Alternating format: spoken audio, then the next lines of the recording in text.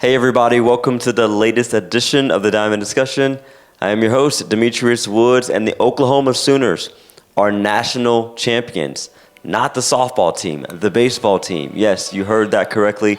We have a lot to unpack this episode. So with that being said, let's get it started.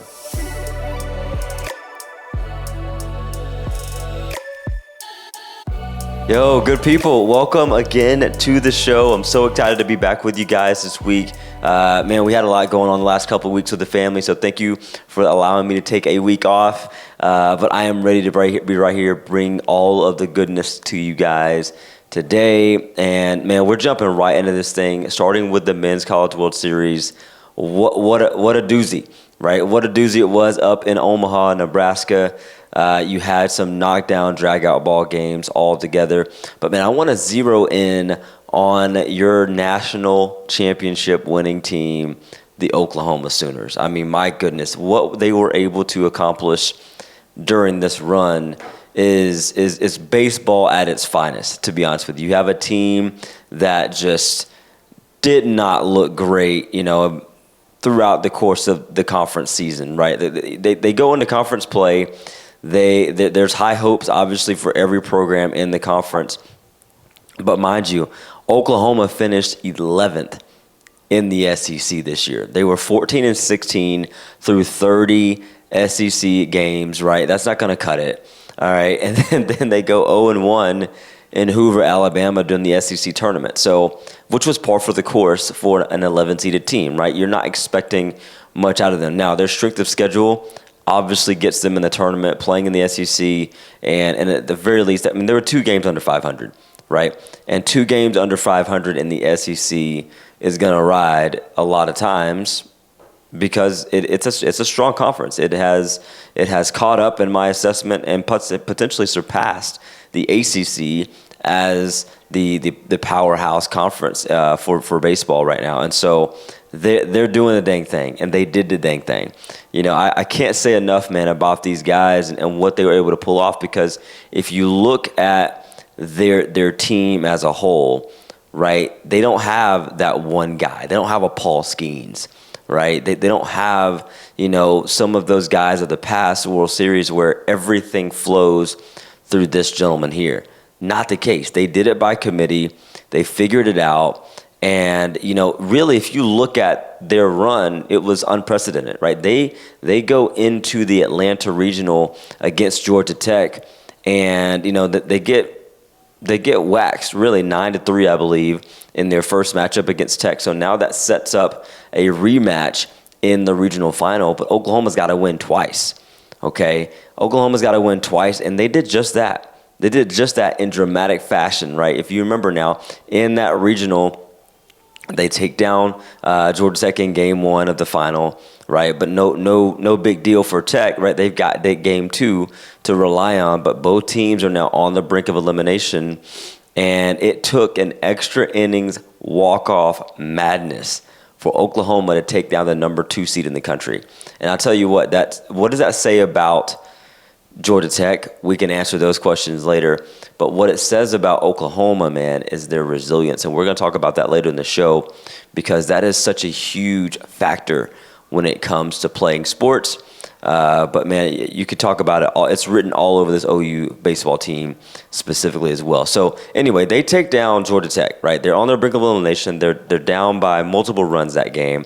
They come back, and they end up walking it off. Right? So you take down Georgia Tech. Fine. Okay, great. There's no way they're moving on past that. Guys, they're the 11th best team in the Southeastern Conference. Okay, they're unranked. There's no way they're taking down the Big 12 champion. Oh, but wait, they did. They take down the Big 12 champion, and they do it by way of sweep, 21-3 through 2 games. So they absolutely waxed the floor with the Kansas Jayhawks, right? A team that had some hopes of getting to Omaha. I didn't have them going to Omaha this year, but they were certainly good enough to do so. And Oklahoma goes into that super regional ready to go. They just slayed a giant in Georgia Tech, right? Let's not underestimate or undershoot rather how big of a deal Georgia Tech's baseball program was this year. They had the arms, They had the offense. They proved that they were the number 2 seed in the country, and they just they simply didn't play like it down the stretch, right, of that regional. And sometimes that's how baseball goes. But, man, the Oklahoma Sooners kept rolling. They get past the Kansas Jayhawks, and then they only beat top 8 seeds in Omaha, okay? They beat Alabama in the opening round. They take down Georgia, the number 3 seed in the country. All right, they take down Georgia twice, okay? They take down Georgia twice to get to the championship, right? I've got UNC, the Tar Heels, as a favorite to win it all. I'm sure a lot of you guys had UNC to win it all. I'm sure Vegas had had the UNC win it all, rather. Oklahoma didn't care about any of that. They take game 1 without question, right? It didn't even seem like it was. They took game 1. That's what it was, right? They dropped game 2. We'll talk about UNC's bounce back as well on their end, and they're in game 2. And then they put up 13 runs. Oklahoma does in game 3. Put up 13 runs, man. Their offense was rolling. So I got 3 lessons. All right, I'm going to give you this first lesson, then we'll take a break. But, man, listen, I'm up here stuttering because I'm still flabbergasted by the fact that Oklahoma was able to pull this off. This is not normal, guys. You got to look at it. Last year's champion, my beloved LSU Tigers, they had some rocky stretches, but they were still expected to be in Omaha when they were, and they might not have been the favorite to win it all once they got there, but I mean they were a top tier team. This year's Oklahoma team was not, and so for them to be where they are, pull this off, and get things done, put the full package together, that's why I'm so shocked by this program, man. But let me give you lesson 1, okay? And this is for the coaches out there who are building teams, okay? Hot teams are dangerous teams. That is the bottom line, okay? So that's lesson number 1. A hot team is a dangerous team. And so, coaches, if you will go out there and if you will build a team, if you will build a program that is still peaking, in this case, May and June, you're setting yourself up for a lot of success. Yourself meaning your team, right? You guys are getting into that territory where if you guys get hot at the right time, things begin to click at the right time. You stay afloat, and that's what Oklahoma did this year. They stayed afloat. They did enough to get to the next stage, right? They did not count themselves out. They did not say, hey, we're just going to bow down to the Georgia Tech Yellow Jackets, or once they surpass them, we're not going to bow down to the Kansas Jayhawks, or once they get to Omaha, well, we're just happy to be here. It was none of that. They were in the go-getter mentality. It's a win. You got to come through us, right? We're the underdogs, but we're going to play with that chip on our shoulder, and they did that. You could tell with the swagger that they carried, and obviously the excitement, man, that they were able to win with. But again, coaches, if you're hot at the right time, it's dangerous. And so obviously talent in college baseball can get you to June, right? But momentum is what's going to help you win June ultimately, right? At the end of the day, you've got to be able to make sure that the bullpen is ready. You got to make sure that the bats are hot. How are you doing that, though, leading up to Omaha? One of the ways that you can do that the quickest, obviously through BP, but just making sure that you're breaking down film. Watching your guys' swings, making those minor adjustments. It's not about completely overhauling anything going into Omaha. It's making sure that you make those small tweaks along the way, and you hope that they work. And for Oklahoma, man, they worked. And I can't say enough about these guys, man. I feel like when you look at their coaching staff as well, okay, we'll talk about them as well right here, is that these coaches, you can tell that they, just like every team, let's be honest, at the collegiate level, but man, they put in the hours. And just hearing some of their interviews, hearing the level of pride that they have in their players, and the way they were talking about this iteration of Oklahoma Sooners baseball, they couldn't have been more proud of them. For what they were able to pull off. It was not easy by any means. And not that it's going to be easier for maybe a number 1 or number 2 team, but in some ways, does it feel like it, right? Because there's more talent. There were more talented teams not just in Omaha, but in postseason in general, than this Oklahoma Sooners baseball team. And so this team had to really gut things out. They really had to grit things out because they had a little bit less than, 5-star talent, right? They had the heart, though. They had the go-getter mentality, and they got hot at the right time. So that is lesson number one. If you guys can build a team, coaches, that can continue to rise and continue to grow and peak at the right time and be firing on all cylinders when it matters the most, you set yourself up for a lot of championships down the road. So anyway, that's lesson number one. I got 2 more lessons for you guys on the other end of this break. We'll be right back.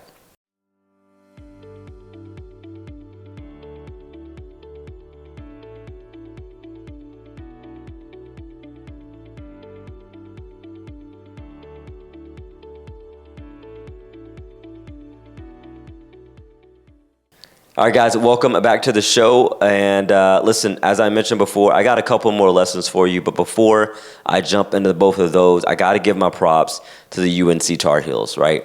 They are just an example of a team that they're always in the picture, right? They haven't gotten over the hump, and no slight to them at all on that front. But they're always in the picture. They're always making noise. And you're almost shocked a lot of times when they're not playing on the biggest of stages. So shout out to them for getting there. I know that that's not really enough for them in that program. Obviously, they were 1 win away, man, from actually cashing in, right? So I get it. That hurts a lot. And so, they were right there. They didn't get there, but chances are they'll be back. I don't know if they'll be back in this particular game next year, but they'll be back. They'll be back in the picture. They're going to continue to make noise and hopefully continue to build that program and maintain that standard that they have set there in Chapel Hill. So again, shout out to UNC. Okay. Now, lesson number 2 that I have for you guys, it more so pertains to game 1. That's where I saw it, peak the most. And I would say that if you're going on a championship run and you're playing in a championship game, I feel like the game can very well be won or lost in those middle innings, right? If you recall in game 1 of the final, and if you didn't watch it, Oklahoma threw their first punch, but UNC immediately responded, right? And then Oklahoma punched back. They responded to that with a 4-run 4th inning. And that's what I want to talk about for a second here, is that when momentum swings are happening like that, I have to remind the players and coaches all the time, man, here on the show, like, stay dialed in. Honestly, that's when you get more focused. If you feel like there is another notch to go in terms of your focus, don't get too tight. Don't tighten up. Don't don't get so tight to where you can't move and where you can't be, have that freedom to play the game the right way. However, make sure that you are dialed in, because that's when you can strike next, right? When a team is blinking, if you will, and they're not as focused,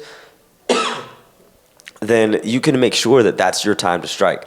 And that's why I feel like for these games, man, like if you will go out because here's the thing, games are rarely won in the first inning. Whether it's a championship game, a regular season game, regardless of what it is, it's rarely ever won in the first inning. But you take those middle innings, especially in a 9-inning affair, right? You take those innings 4 through 6, 4 through 7, where, things are settling in. Typically pitchers have kind of dialed in a little bit more at this point as well. They found their stuff. What are you doing offensively? What does the defense look like? Are they falling asleep, right? Who's winning those middle innings? And I love to run the numbers and figure out, the teams who win the middle innings in tighter contests, obviously. Like, how often do they actually win the game? I don't know what that looks like. But I think for sure, you got to be able to stay focused. You got to be able to outlast the other team. Everybody can be focused in the first 6 outs of a game. Everybody can be focused in the last 6 outs of a game. But that middle period is what I'm talking about. Can you be dialed in there? Can you still continue to produce offensively? And can you still remain excellent on the defensive side of the ball? So that's lesson number 2. Win the middle innings. That's a great way to make sure that you're also showing off your stamina, right? Again, I think that what do you call it? adrenaline, right? Adrenaline can get you going to start the day off, and adrenaline can kick you back in at the end of the game. But man, if you can really dial it in that middle section, that's where you're gonna take off. All right. Lesson number 3 though is more so regarding UNC. I would say I think resilience is key. Okay, that is lesson number 3. Resilience is key. UNC took a first punch there from Oklahoma in game 1. They lost that game, and then they come right back in game 2, understanding who they are, what they're about, how they got to this point in the journey, and they absolutely took care of game 2. That's what resilience looks like, and I believe ultimately it's a skill. Okay, you can't just fall into being resilient by happenstance, right? You've got to be able to work on that, and part of being resilient and building that up is getting knocked down, right? I think sometimes, man, in our culture, we want to coddle, right? We want to coddle the kids as they grow up. We want to coddle their competition levels, right? No, let them fall, right? Let them lose. Give them those opportunities where they have to bounce back. They have to learn how to be resilient. And you get kicked in the mouth, oh, well, so what? Like, what are you going to do about it at this point? Because it's only a matter of time before you get knocked down. You just got to make sure that you are responding appropriately. And I thought UNC did a great job of that in game 2. But on the contrary, in this specific series, Oklahoma did an even better job of doing that in game 3 in their 13-2 route. So again, man, resiliency, if you can be resilient especially over the course of a series, right? I mean, they played 27 innings of baseball, here in the finale. So you got to make sure that you're being resilient and you're putting your best foot forward, right? It's not about avoiding adversity. Like I said, you gotta face that stuff head on. You got to go after it. Be in attack mode. Be the aggressor when it's necessary, and maintain your position as the best team on the dime in that moment, right? So whether you are or not, mentally, that's where you've got to be, and it takes resilience to kind of get there. So anyway, that is lesson number 3, guys. Just a couple thoughts here as we wrap up the show. This is a quick show today. One, I thought this was really cool, and I read it online, and Georgia, what's his name? Oh man, Colby Branch, right? Colby Branch. So I saw that Colby Branch, which he has a brother, Kyle Branch, a younger brother. Kyle is a sophomore this year, and Colby just graduated, right? So they're both, first of all, parents, right? They're in Omaha, right? Both boys are in Omaha on different teams, both in the SEC. I mean, my goodness, what a family, right? What a scenario to be a part of. But Colby hits, in his final at bat of his collegiate career, a home run. His brother's sitting there at second base. They have this little high five opportunity as he's getting ready to round second, or as he rounds second, rather, whatever it was. And it was just such a cool moment, right? And then you fast forward to the end where Oklahoma is playing against UNC, and Kyle, the younger brother, who got a chance to watch his older brother, hit a bomb in his very last collegiate at bat, right? Now Kyle's on the field with a chance to become a national champion. Colby is up in the stands with mom and dad, and Kyle drops a bomb in his final at bat of his sophomore season, right? So this year, both guys' final at bats are the result of a home run, and they're both in the stadium for each other, right? I mean, you can't make this stuff up, right? You can't make it up. Baseball is the most beautiful sport there is known to man, and people say it all the time, and I have to agree. It's hard not to be romantic about this sport.